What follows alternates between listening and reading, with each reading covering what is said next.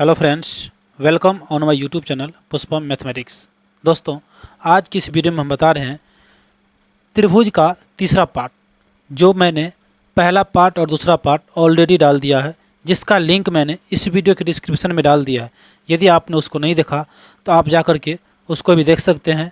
और उसके बाद उसमें मैंने जो भी बताया उससे आगे ये तीसरा पार्ट आज बताने जा रहा हूँ, जिसका हेडिंग है सर्वांग समता। तो सर्वांग समता कहने का मतलब है कि आप देख लीजिए, सर्वांग समता, सर्वांग समता। तो सर्वांग समता कहने का मतलब ही होता है, सर्व मतलब होता है सभी, सर्व मतलब सभी, हाँ अंग मतलब तो जानते ही हैं कि अंग अर्थात ऑर्गेन होता है, और समता का मतलब होता है समान। यानी कि हम जो भी आकृति का बात करेंगे उसमें ऐसे आकृति का बात करेंगे जो क्या होगा, उस आकृति का सभी अंग आपस में, पहले आकृति का सभी अंग आपस में दूसरे आकृति के बिल्कुल ही हूबहू क्या होगा, समान होगा, तभी उसको हम क्या बोलेंगे, सर्वांग समता। तो आज हम इसी टॉपिक के ऊपर बात करने वाले हैं, सर्वांग समता, जिसमें त्रिभुज में कुल मिलाकर के 4 सर्वांग समता की बात की गई है। उन चारों को एक एक करके बारी बारी से डिफाइन करेंगे और फिर उसके एग्जाम्पल और फिगर के साथ समझते हुए आगे बढ़ेंगे।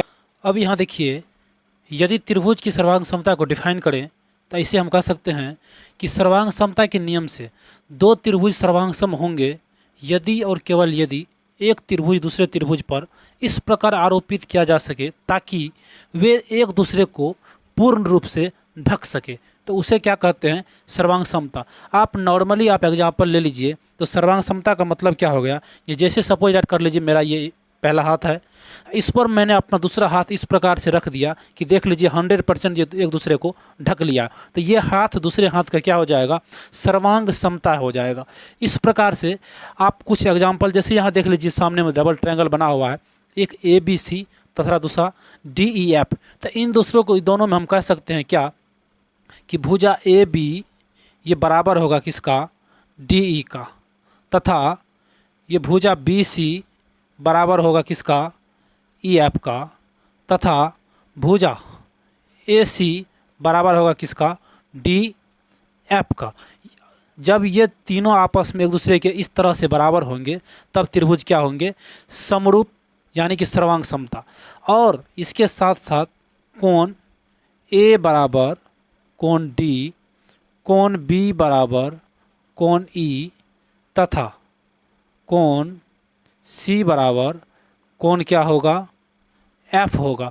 ये दोनों रूल फुलफिल होना चाहिए, ये दोनों कंडीशन, तभी क्या होगा, त्रिभुज एक दूसरे के सर्वांग सम होंगे।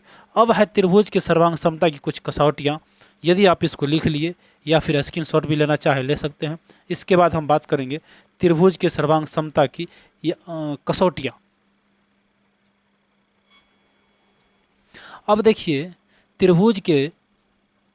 त्रिभुज अगला पॉइंट लिखिए, त्रिभुज की सर्वांग क्षमता, त्रिभुज की सर्वांग समता के लिए कसौटियाँ, के लिए कसौटियाँ। देखिए कितने कसौटियाँ होती है और क्या क्या होती है त्रिभुज की सर्वांग समता के लिए कसौटियाँ। तो इसके लिए मेनली 4 कसौटियाँ होती हैं। पहला क्या है, आप भी पढ़े होंगे, SSS, जिसको कहते हैं साइड, साइड, साइड, यानी कि इसको अगर हम हिंदी करें तो ये होता है भुजा, भुजा, भुजा, यानी कि भुजा भुजा भुजा सर्वांग समता, सर्वांग क्षमता। इस प्रकार से दूसरे की बात करें तो दूसरा हो जाता है SAS, जिसको कहते हैं साइड, एंगल, साइड, यानी कि इसका हिंदी हो जाता है भुजा, कोण, भुजा, सर्वांग समता, सर्वांग समता। फिर तीसरे की बात करें तो तीसरा हो जाता है ASA, इसको कहते हैं angle side angle, angle side angle. और इसके हिंदी की बात करें तो ये हो जाता है कोण भुजा, कोण भुजा, कोण सर्वांग समता, सर्वांग समता। और यदि हम चौथे की बात करें तो चौथा क्या होता है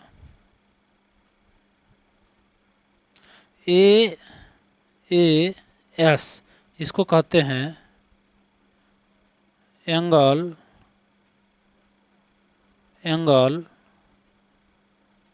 साइड एंगल साइड। और इसको हिंदी में बात करें तो ये हो जाएगा कोण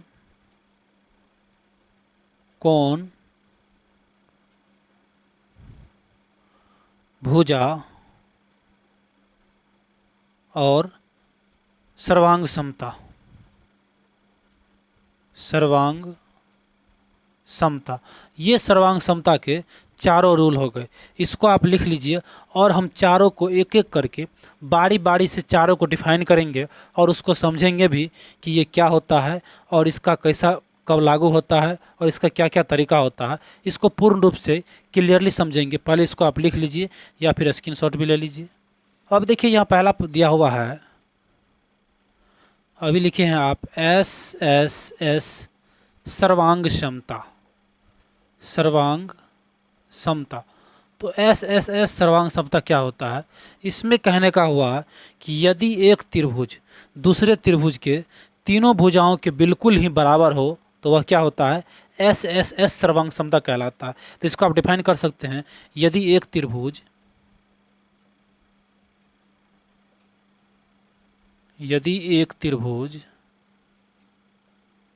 की तीनों भुजाएं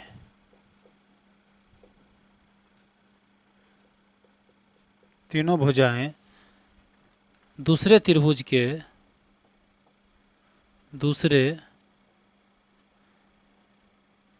के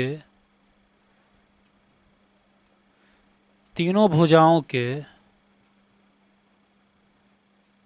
बराबर हो तो वह त्रिभुज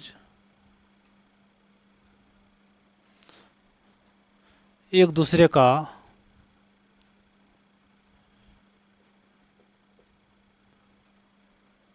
दूसरे से SSS सर्वांग समता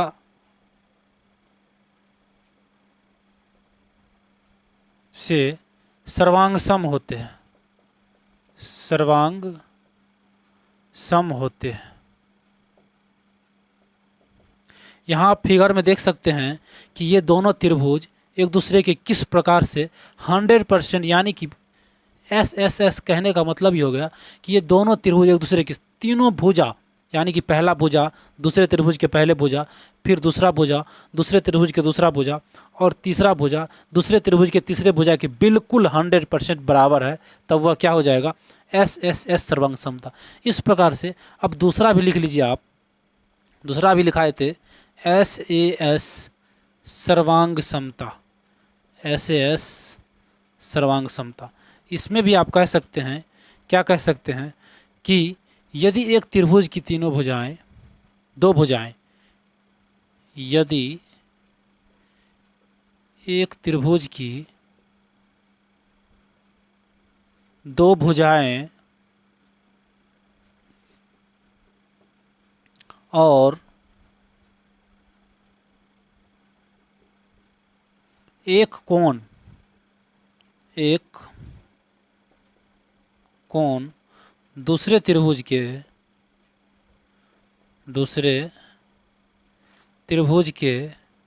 दो भुजाएं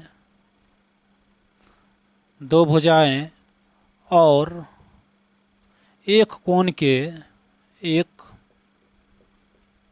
कोण के बराबर हो तो वह त्रिभुज सर्वांगसम कहलाता है। क्या कहलाता है? सर्वांगसम कहलाता है।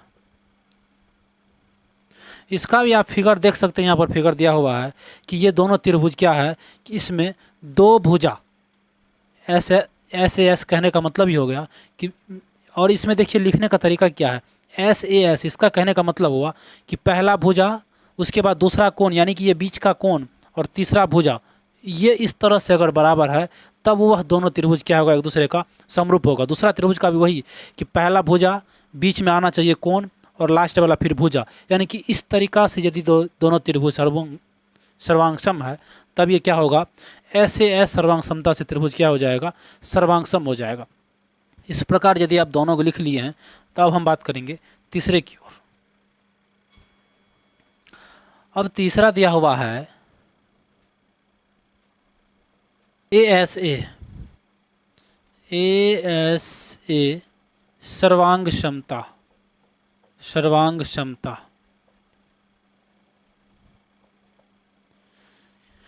तो इसको भी हम लिखेंगे, यदि एक त्रिभुज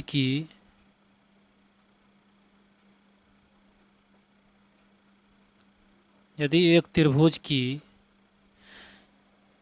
दो कोण तथा एक भुजाएं, दो कोण तथा एक भुजाएं दूसरे त्रिभुज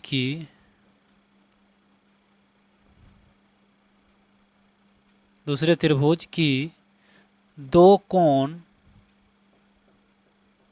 तथा एक भुजा के बराबर हो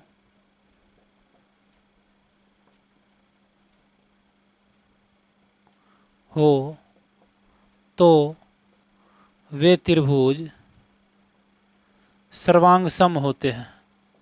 वे त्रिभुज सर्वांगसम होते हैं। किस कसौटी से? तो SAS कसौटी से, यानी कि SAS सर्वांग समता कहने का मतलब हुआ कि दो त्रिभुज सर्वांगसम तब कहलाएगा जब उस त्रिभुज के पहले त्रिभुज का एक कोण, दूसरे त्रिभुज के एक कोण, पहला त्रिभुज का कोण के बाद एक साइड आना चाहिए बीच में, और दूसरे का भी साइड आना चाहिए, और तीसरा में फिर एंगल, और तीसरा उसका भी एंगल।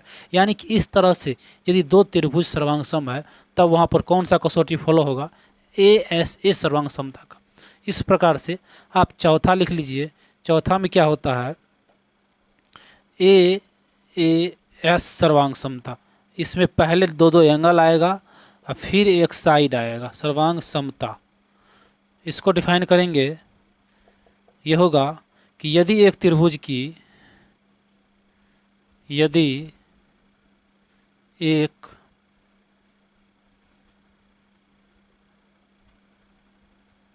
त्रिभुज की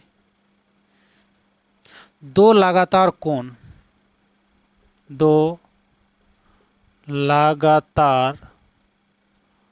कोण तथा एक भुजा दूसरे त्रिभुज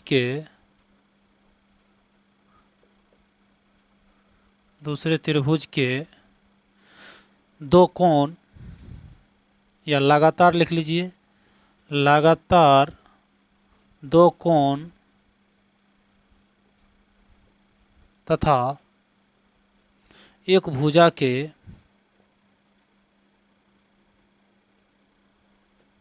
बराबर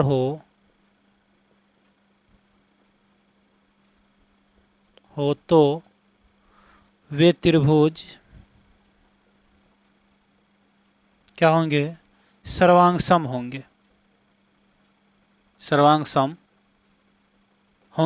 इसका भी आप चित्र में देख सकते हैं कि ASA सर्वांग समता कहने का मतलब हुआ कि दो त्रिभुज ASA सर्वांग समता तब उस पर लागू होगा जब पहले त्रिभुज के लगातार 2 कोण, दूसरे त्रिभुज के लगातार 2 कोण और उसके बाद तीसरे नंबर पर एक भुजा भी बराबर हो, तब वह क्या होगा, 2 त्रिभुज एक दूसरे के सर्वांग सम होंगे। किस कसौटी से? AAS सर्वांग समता से। इस प्रकार लगभग मैंने त्रिभुज के सारे थ्योरी कंप्लीट कर दिए। आई होप आपको समझ में आया होगा। यदि आपको वीडियो पसंद आए, मेरे चैनल पुष्पम मैथमेटिक्स को सब्सक्राइब कर लीजिए, ताकि जो भी वीडियो हम अपलोड करें उसका सारे नोटिफिकेशन सबसे पहले आप तक पहुँचे। अब मिलेंगे नेक्स्ट वीडियो में, तब तक के लिए जय हिंद।